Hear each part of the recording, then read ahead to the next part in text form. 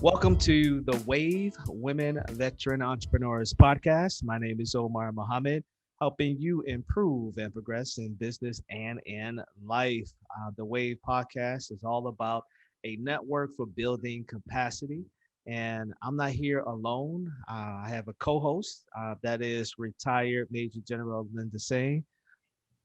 Hello, General, everybody. how are you? Fine. How are you? I'm improving and progressing. Looking forward to our workshop, as I always call our workshop today.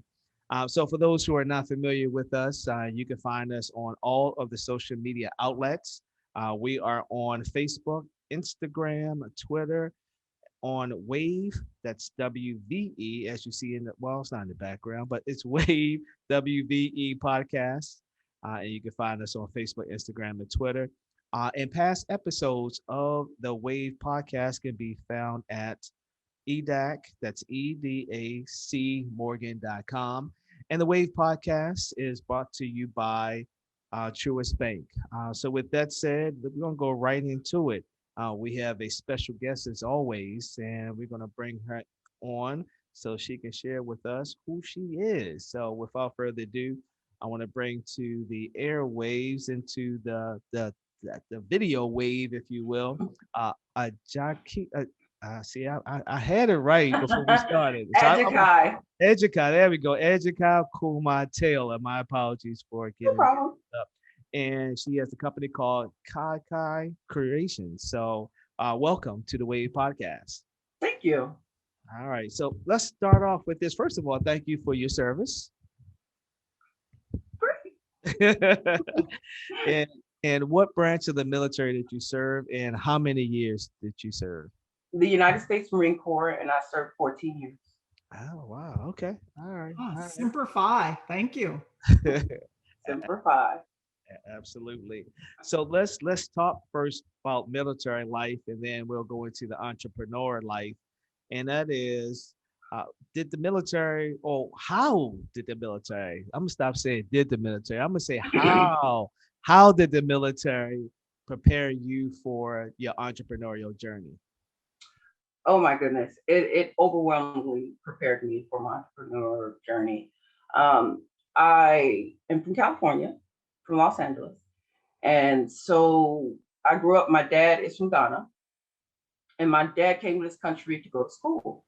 And so as I was growing up, his big thing was, hey, get your education, get your education, get your education. And he would always say, people can take everything from you, but they can't take away your education. Mm. Of course, as a hard-headed teenage young woman, I didn't want to listen. So I started out at junior college. I'm hanging out in the rec room. I'm playing dominoes and spades. I'm doing everything. I'm taking underwater basket weaving. I'm just, not really into it. I'm more into the social aspects of college rather than actually getting my education. Mm. So as time went on, I wasn't progressing. I was at junior college for like 2.5 years, no degree in sight, no direction. And one of my cousins took me to Camp Pendleton, and I was introduced for the first time to the Marine Corps. Mm. And I was like, wow, this is amazing. I mean, they're like brothers and sisters. They're so committed, and this just seems so fun and exciting. Right. Because you see it on the other end. I'm seeing it from being the girlfriend and going to Marine Corps balls and, the barbecues and Camp Pendleton, being on the beach parties and all that. And so later I decided, what? I think this is for me. I think this is what I really want to do. I don't think I had any idea of what it really meant to be a Marine. I don't think I had any idea what it meant to be a United States military member. I was in junior Air Force ROTC in high school, which definitely did not prepare me. So I decided to join. And I remember being on the bus, going to Paris Island. I was like, oh, this is going to be cool. It's going to be like summer camp. Wow. It's an island. This is going to be wonderful. And, even though people were telling me horror stories about boot camp, it's like, when you're young and impressionable and you have your own ideas of life, you're not Right. really prepared for reality. Mhm. But when the drones first got on the bus yelling for us to get on those yellow footprints, it's like, wait a minute, this doesn't seem like. I mean, I understand boot camp was going to be a little difficult, but they seem a little aggressive. Yeah. I think they mean business. Mm. So I went through boot camp Parasite. My first duty station was Yuma, Arizona. Now I was guaranteed West Coast, so I was a West Coast girl. So I was like, they guaranteed me West Coast. I'm good to go. I'm going to be in California somewhere on the West Coast. And when I got my first duty station, Yuma, Arizona, I was like, wait a minute. I mean, West Coast is kind of like California. I mean, it is California. Right. There's lots of bases there. Why am I not there? Where is Yuma? Who ever heard of that? Yeah. So Almost there. Yeah, where is Yuma? I don't even know where that is. Yuma, Arizona. They Oh. have an army base there close to yeah. Marine Corps Air Station, Okay. Yuma, Arizona, which is where Top Gun is now. That's correct. From El Toro. Okay. But I was like, this is wrong. I called my recruiter. I was like, hey, dude, can we talk about this? Yeah. He was like, anything west of the Mississippi is Yeah. West Coast. That's West Coast. Anything east is East Coast. I was like, you guys didn't explain that to me. So I made it to my first duty station. I got married. I had a baby. And life as a junior enlisted person is difficult. It's difficult. You have to follow orders. You have to learn to do the things you're supposed to do. And sometimes it's even more difficult when you had no idea this is kind of what Marines do when you get to the fleet. So I'm like, what do you mean? We have to clean the office. There's no one that comes in here and cleans the office. Yeah. Oh, we wax the floors. We empty trash cans. Oh. And I was just like, I probably should have listened about the education part. Probably should have took that to heed. Because I was looking at the officers and I'm like, wait a minute. They're not emptying trash cans. They're not. They're in charge. I want to be in charge. So I started taking night classes. And at the time, I don't want to date myself, but there was not any online classes. So I had to do correspondence courses. Correspondence, yeah. Yes, yes, correspondence courses. Now All right, I tell people, I was like, let me jump in real quick. For those who don't know what correspondence courses are, you had to go get stuff mailed to you. You filled it out and you mailed it back to get a grade. Some books, yes. Back to our regular programming. yes. So Actually I took one of those too. correspondence courses. I was working a second job plus in the Marine Corps. I had a baby. I mean, I was doing everything plus taking classes at the junior college. Oh, wow. And they have a program in the Marine Corps. They don't have it anymore, but it's called MCP. It's called Meritorious Commission Program. And so you had to have like 70 credits, and you had to have all the right scores. You had to go on boards, and if you get selected, you get to go to OCS. So I mean, it was like I lived and breathed MCP. I was like, I have to get out of here. I have to be in charge. I have to lead. I want to do bigger and better things. I'm motivated. Let's do this. So I ended up getting selected for the program, and I went to OCS, which I tell you is totally different from boot camp. Because in boot camp, you basically do what you're told. Right. Study, do what you're told. Follow direction, discipline. If you do what you're told, you follow direction, discipline, you study, and you're able to recite the manuals and stuff, you're good to go. You can make it. Whereas OCS is a whole different animal. They want leaders. They don't want someone that can recite what's in the manual. They put you in situations where you have to lead. And not only lead, but lead your peers, which is, in my opinion, sometimes, especially as students or candidates, is the hardest thing to do. Because everyone has an opinion. Yeah. So I went through OCS, made it through TBS. Um, I have been stationed quite a few places. I was with well, I don't think they call them MUs anymore, Marine Expeditionary Units on ship. I've been to Iraq. I've been to a whole bunch of wonderful countries. I think that the Marine Corps changed me so much, and it changed me and it taught me more than I think I would have learned just going to college and getting a job. It molded me. It taught me that, even when I think I can't do it, I can. When they're saying, hey, we're going to put 65 pounds in your back and you're going to walk in combat boots with a flak jacket and a helmet and a rifle for 25 miles. I'm like, I don't think I can do this. This I can't. It's hard, you struggle, but at the end you're like, you know what? I can do this. And I can do so much more, and I have so much more to give. And so like I tell young people, especially if they say, you know what, college is not for me. So the military is a possibility. And I tell the parents that are upset about their kid joining the military, because let me tell you this. My dad was not a happy camper. First of all, he was not happy about the military. Then I had the nerve to join the Marine Corps too. Oh, he was not happy. But later on, when I was getting promoted, especially when I got promoted to captain, he came and he promoted me. He was just so happy, and he had such a different image at that point of what the military was. And he was very proud. So, I mean, you might think that your kid or that the person is joining the military and nothing good's gonna come of their life. But look where I am now. It's just so many things you can do.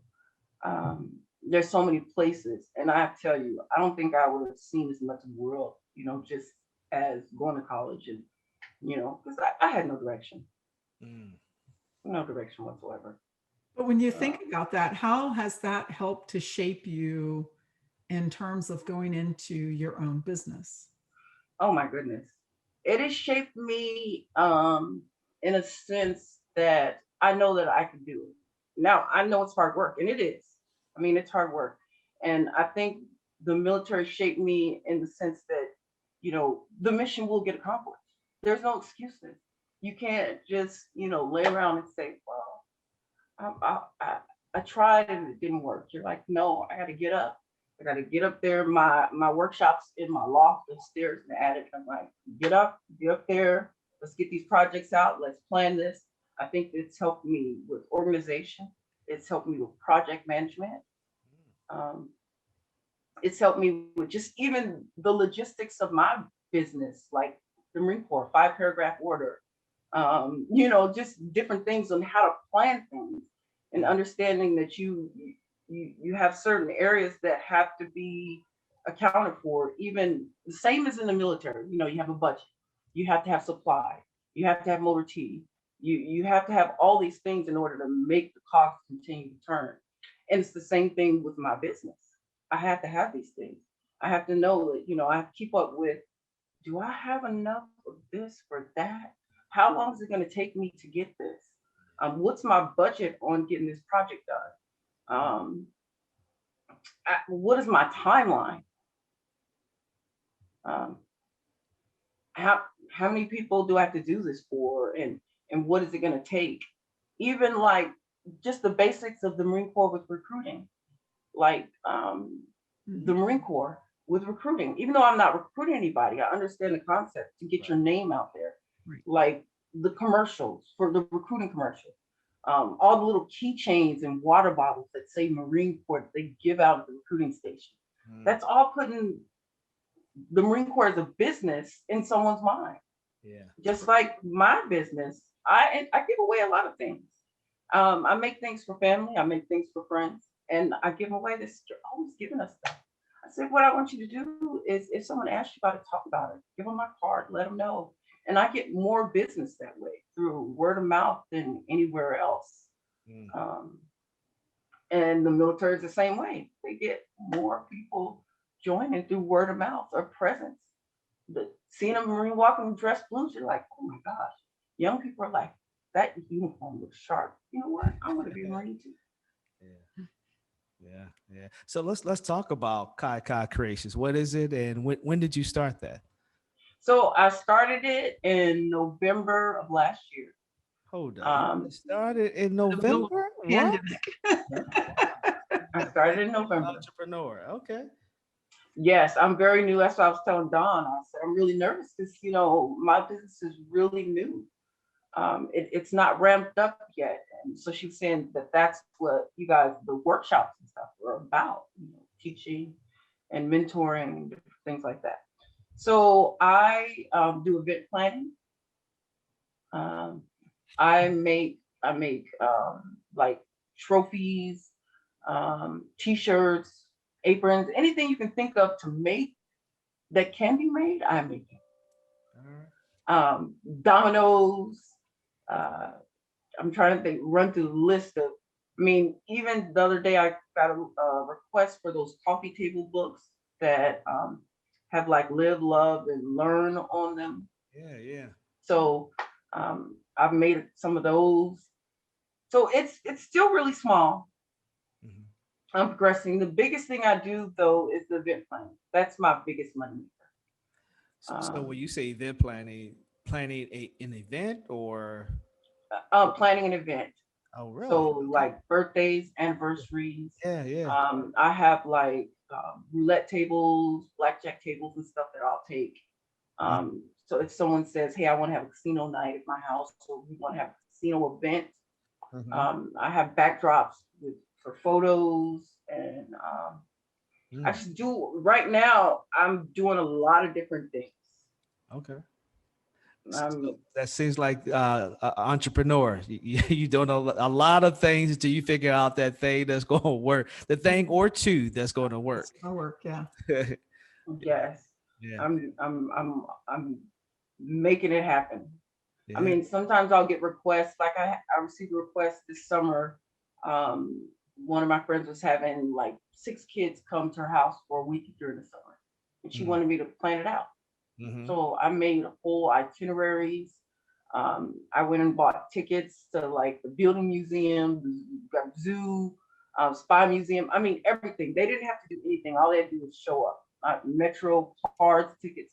So I basically planned it from the very beginning to the end of their trip, what they were going to do every day while they were there. And at the end, they all received like photo albums because we took pictures of everything that we did, photo albums, different things. So it's still small. Mhm. I'm still on the hustle. Yeah. Um, So what's one or two things that would help you scale? Yeah. I think um, business planning. So right now, I am mainly the doer. I haven't planned out any further. I haven't thought much about growth. Um, so I think I need direction because right now I'm just making it happen. I mean, I'm going from order to order, and actually, just recently, it's gotten. I have too much work. So you're busy working in the business versus working on the business, as they talk Yes, about. perfectly said. That's exactly what I'm doing. Yeah. So, So so right now, by the time I lay my head down, I don't even have time to plan anything yeah. or to try and figure out anything. Because as soon as I get up, I'm up and I'm working. Mm. Mm. And even when if I'm not working directly on a project, then I'm trying to learn about how to do other projects Mm. Yeah. We because we I got. constantly get requests for things. I'm like, I've never done that before, but I'm sure I could figure that out. Yeah. Yeah. It's the life of an entrepreneur. That's true. That's like you're running in circles sometimes without a plan. Even those who do have a plan, you still got to pay the bills. So you really uh, you really chase your tail sometimes. So I hate to say it like that, but I completely, yes, absolutely. yeah. So what led you to the business? And then, how are people hearing about you? Because you say it's like you got an overwhelming number of people just reaching out to you. So what led you to the business? So mainly it's word of mouth. Started out as a hobby. Mm. I like doing things. I like planning things. So it started out as a hobby, and then with COVID, I was working for a law firm. Um, Slowly but surely, my days working for the firm started turning from, generally before COVID, I was working about 12 hours a day, Yeah. and on the weekends. Mm. And as it progressed, working from home, I found that I was working 15 and 16 hours a Yeah. day. Yeah. And slowly but surely, I just didn't have a life. Mm. Um, my husband is stationed in Okinawa, Oh, okay. Oh, wow. and so in the beginning it was okay because he was gone, and I just didn't. I just worked, and Yeah. he wasn't here to say, "Hey, are we gonna eat dinner? Are we gonna do something? Do you have time to spend with me?" So it's just working. But after a while, it just didn't seem. The more I did, the more they wanted. The more, and I was like, "It's Saturday and Sunday, and I've worked 16 hours Saturday and Sunday, and here we're coming up on Monday." And it just it wasn't fulfilling. It wasn't. I felt at a point like a drone Mm. because other jobs that I've had where I felt like you know, I was doing something that made me feel great. Yeah. Like I managed 35 legal secretaries, Mm. and I enjoyed that. But slowly but surely, my job is taking me more away from the managing and leadership to just droning on at the computer all day. Mm. So how did you figure out that it was time to transition from, where you were to your hobby, actually So, transition from your full time to transition from your hobby to a business? so at a point, I was like, I'm just not happy. Mm. I'm not happy. Um, I just wasn't happy. It just I was every day I was getting up, I was sitting down at the computer and I was just strolling on. And I was like, at a point, am I living? Mm. Am I making a difference? Am Mm. I doing something that makes me happy? I understand work is work, always gonna be happy. Yeah. But I love working. Um, and I generally I don't mind long hours because I mean the Marine Corps is 24/7. And heaven help you if you're on ship, it's really 24/7 because you're easy access.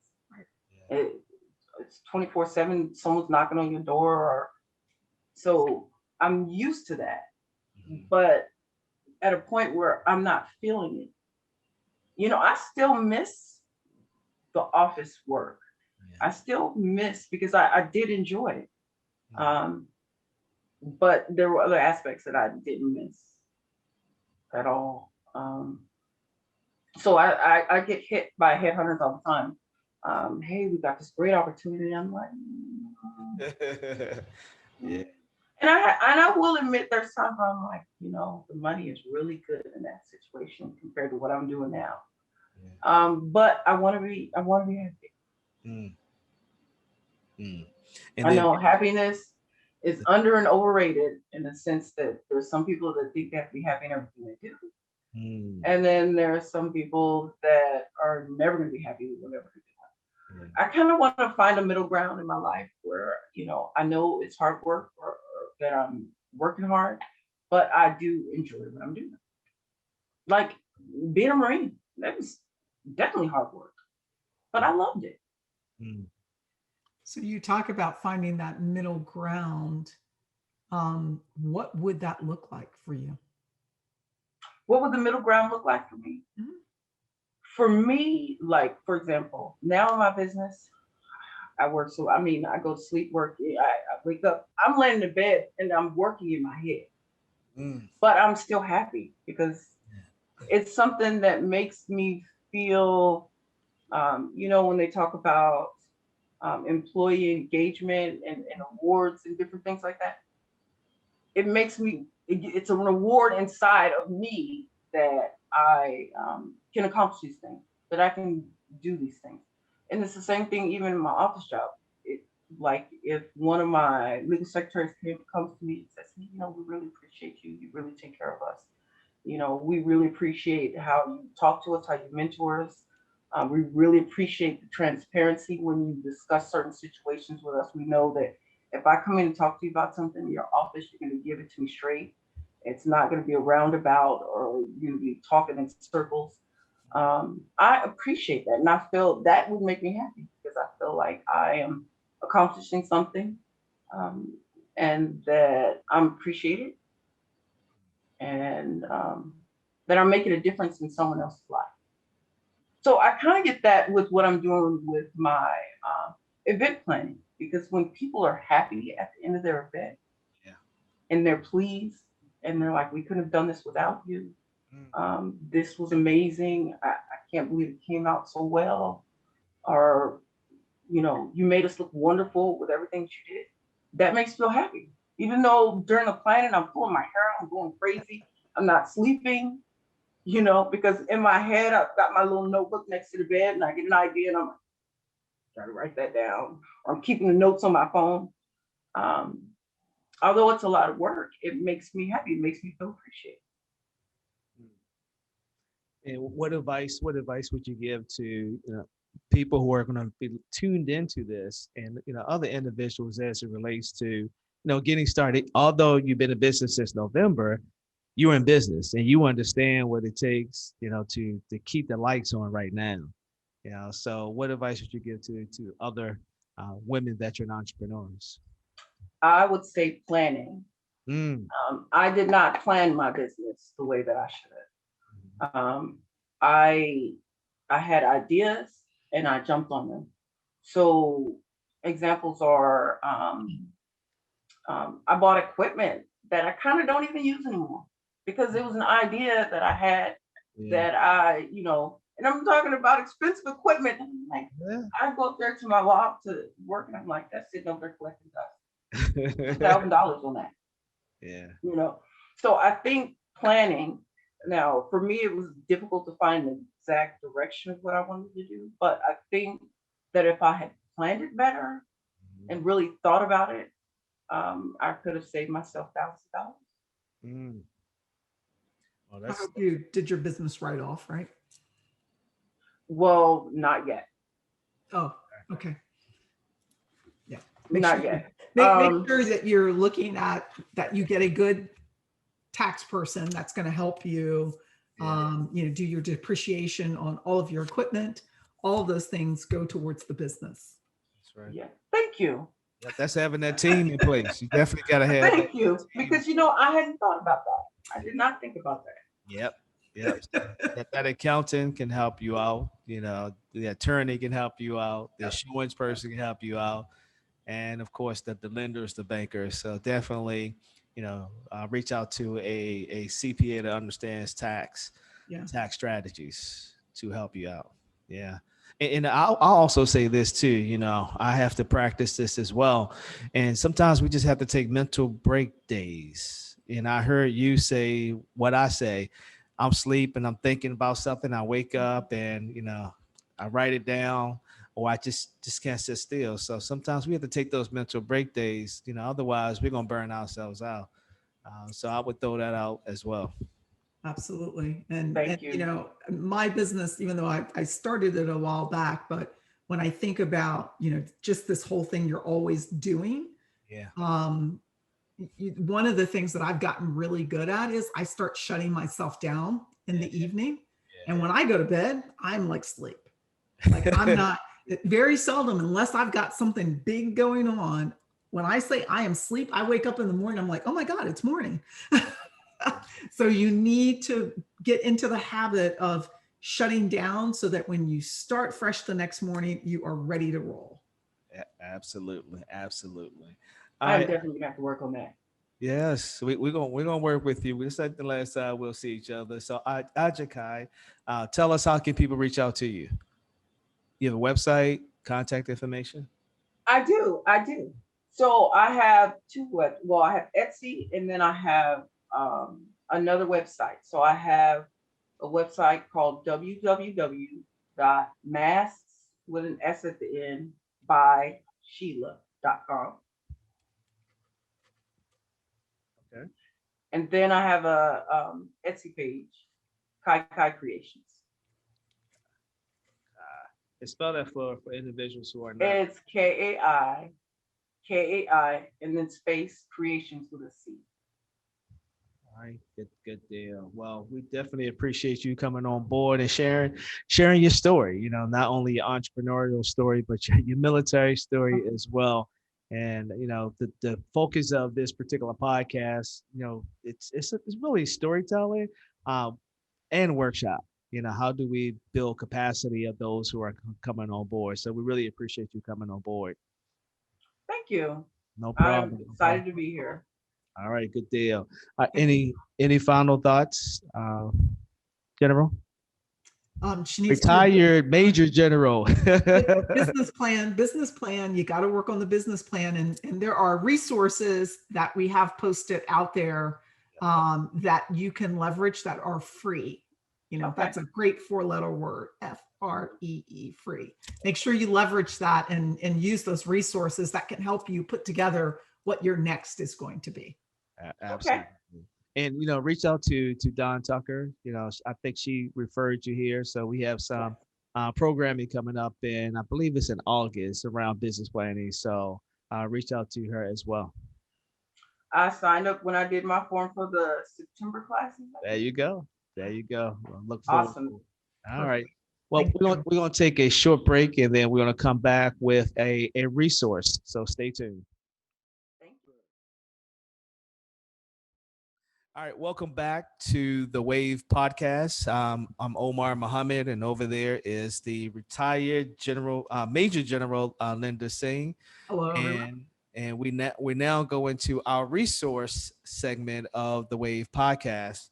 And as you see, we have a special guest. His name is Joe Wynn of That Force.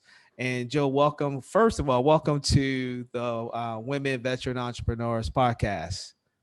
Thank you. I'm pleased to be able to join you this afternoon. Yep, and we thank you for coming on board as well. So let's jump right into it with the time we have remaining. You know, who are you? And first of all, what branch of the military did you serve, Joe? I joined the Air Force. All right, and how long? I did one tour of duty, about 5 years. Came on back to the States. All right, thank you for your Thank service, you for sir. your service. Absolutely. All right, and let's talk about the resource that you have for veterans. So I'm gonna turn it over to you. Well, I am based here in Washington, D.C. We set up the Veterans Enterprise Training and Services Group sometime back in 2004. The idea was to assist military veterans who are interested in starting or expanding their own small business. That was prompted by some national congressional legislation that actually created a veterans entrepreneurship program across the nation. And that program is still in effect right now. As a matter of fact, veteran business owners who are contracting with the federal government get a preference so that they can get a edge up in winning some contract awards. So we're still continuing to push and promote that. We actually created a Veterans Entrepreneurship Task Force in order to promote that program. And when I say we, I'm talking collectively of veteran service organization representatives, as well as some veteran small business owners working together to promote and establish that program. Along the way, in 2008, 2009, when we were having a lot of challenges with the economy as we did last year, a lot of our veterans were unemployed, out of work. People were losing their homes. And so I incorporated the IT information technology training platform into our programs. The idea was to continue to offer high demand type training, high skills training for high demand occupations, while at the same time affording individuals an opportunity to still develop as entrepreneurs. And so I know your platform is dealing with women veteran entrepreneurs, and we are always reaching out and trying to attract and recruit more women into our programs.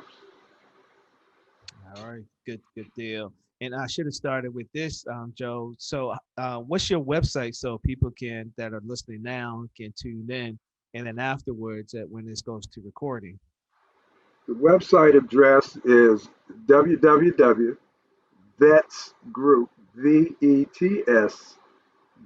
VETSGROUP.org.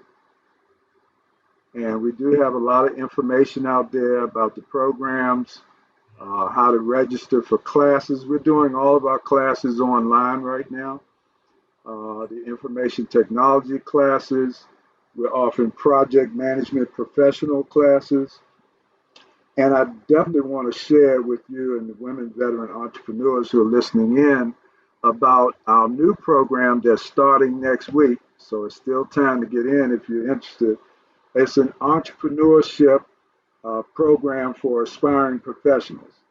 And we are really looking for Black women, veterans, to participate in that program. It's going to be a 7-week program offered in the evenings, Monday, Wednesdays, and Thursdays from 5 to 9 p.m.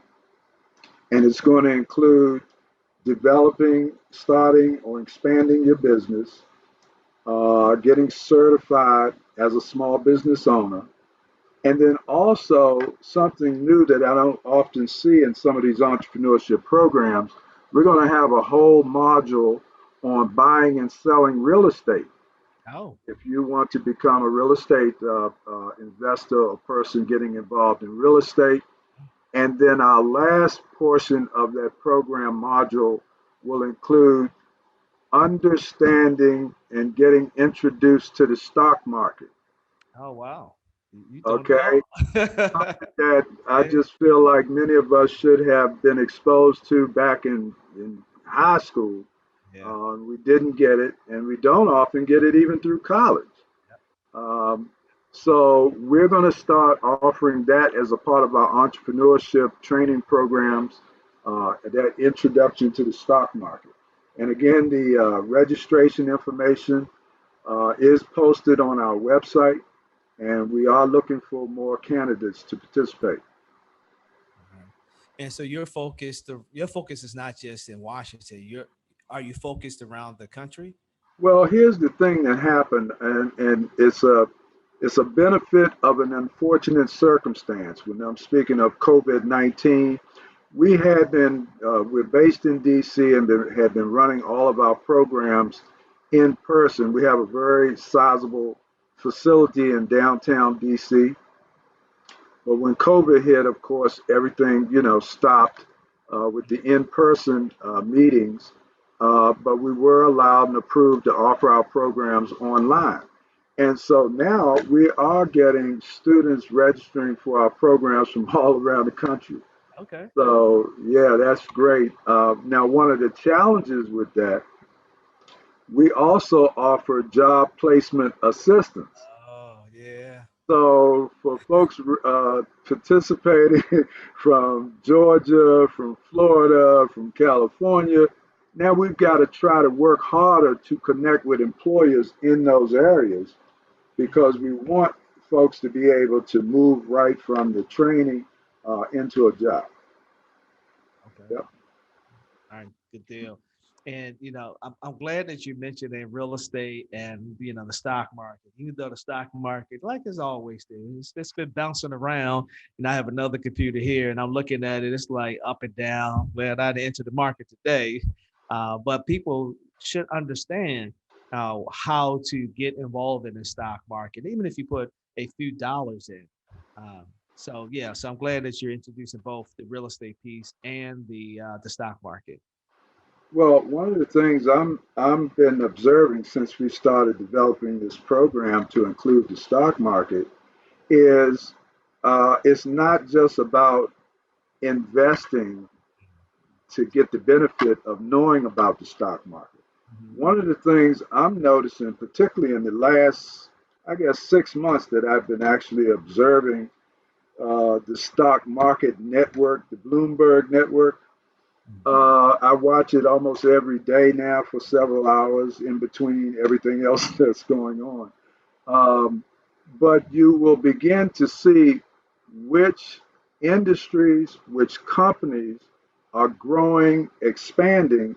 So if you're trying to also connect and collaborate, particularly in the employment job market, you get a better idea of who's doing what, who's hiring, who's growing, who's expanding.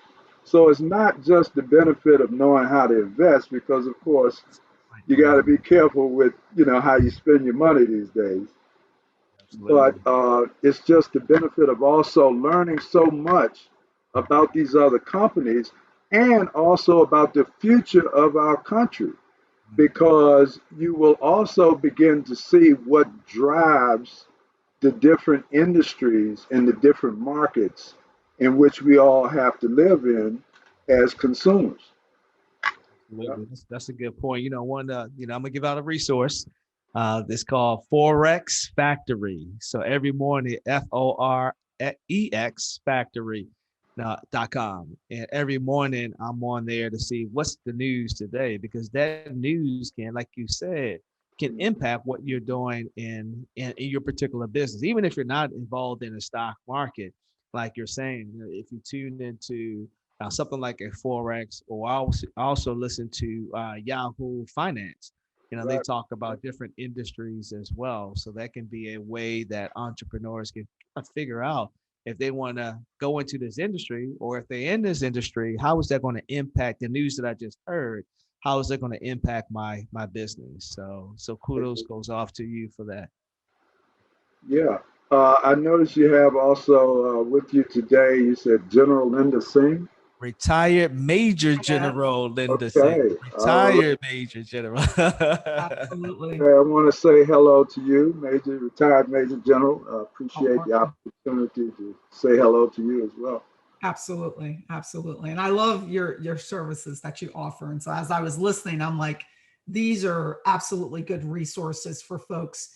One of the other things, and I don't know if you all offer it, if we have it somewhere in our resources, that when I was listening to you talk about the real estate market and investing, is helping people to understand their financials for their business, right? That balance sheet, Mm. and looking at the income statement and how those things all come into play, and how you need to be able to look at various pieces of your business.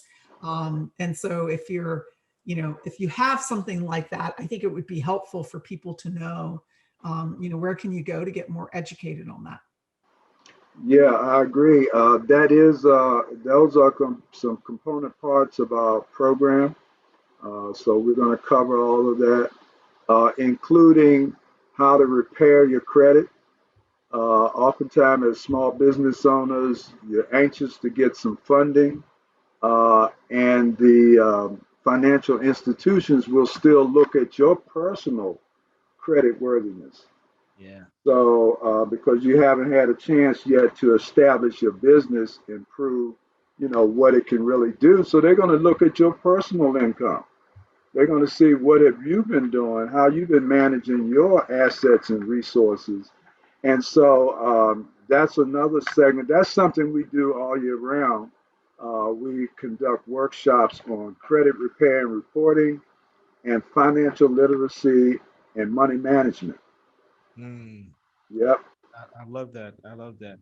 And so, Joe, how can people reach out to you again to find out more information about the great resources that you have? Well, I gave the website. Let me give it again, www.vetsgroup, and that's spelled VETSGROUP.org. And I also would like to give my phone number so they can direct dial into the center here, contact me or Miss Vanita Williams at 202 365 0482. That's 202 365 0482. Um, and yeah, we definitely are trying to recruit. One of the challenges, by the way, I'll just mention, are we almost out of time? We got about 3 minutes, but go. Okay, just want to mention Joe one. Wynn, so we go as long as you need to. Thank you. I just want to mention though, one of the challenges is recruiting, getting the word out. Yeah. Getting the information out to let people know what we offer, and other organizations the same challenges, because you can have really good training programs and what have you, but if folks don't know about it, they can't benefit from it. So I really Absolutely. appreciate the opportunity of participating in your podcast to help get the information out about what we're doing through the Vets Group and the Veterans Entrepreneurship Task Force. Thank All you. right. Well, thank you for coming on board. Really appreciate it. Any final words, Major General? I think this is perfect. I really appreciate it. And thank you again for your service. And thank you as well. Absolutely. All right. Thank you all for tuning in. To reach out to me, you can shoot me an email at omar@edacmorgan.com. We're always looking for guests to participate as well as resource providers. So if you have a resource that could benefit our audience, please reach out to us. Past episodes can be found at edacmorgan.com. That's EDAC Morgan.com. So until next time, thank you for tuning in, and continue your efforts on capacity building for your enterprise. We'll see you on the next episode. Continue to improve and progress. Bye.